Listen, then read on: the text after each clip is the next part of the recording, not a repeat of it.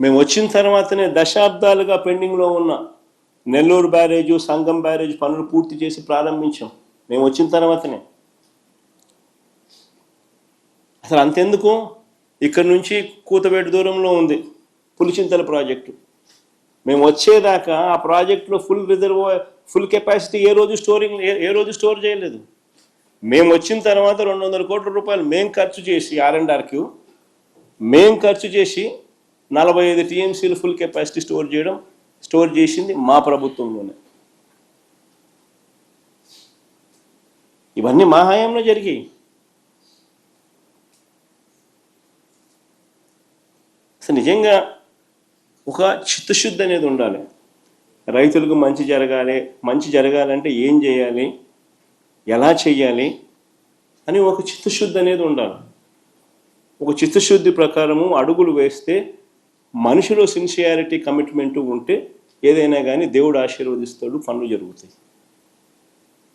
అవి చంద్రబాబు నాయుడుతో లోబడిన పరిస్థితులు, జగన్ ప్రభుత్వంలో కనిపించిన పరిస్థితులు అవే తేడా.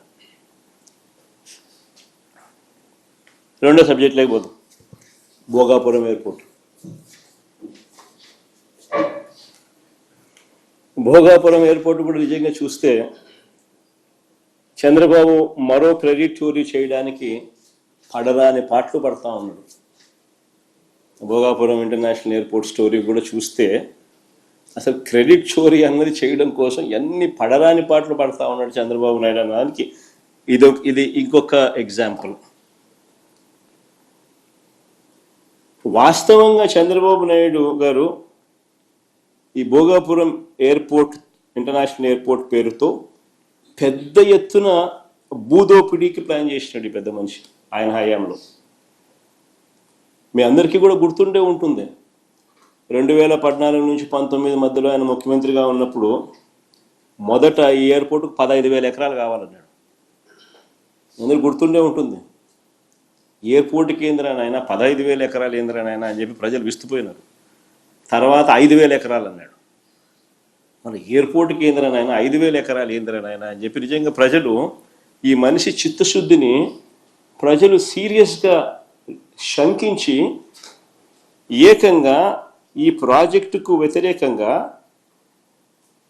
130 కోర్టు కేసులు ఫైల్ అయినాయి.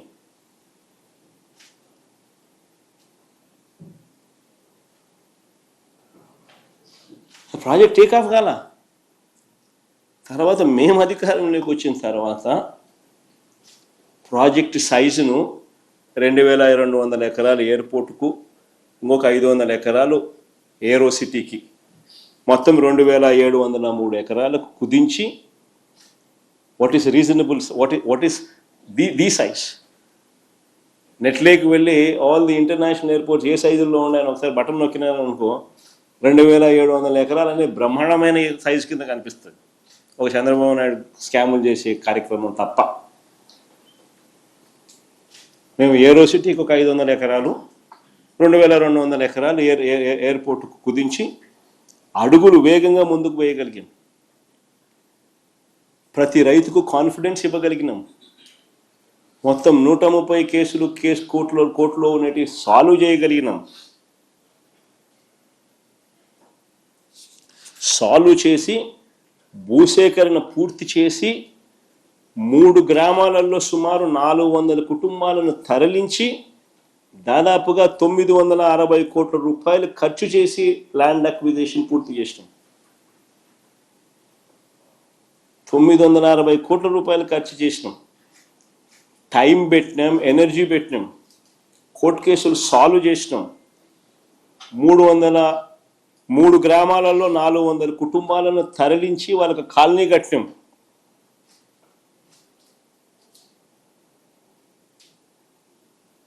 ల్యాండ్ అక్విజిషన్ మా హయాంలో జరిగింది.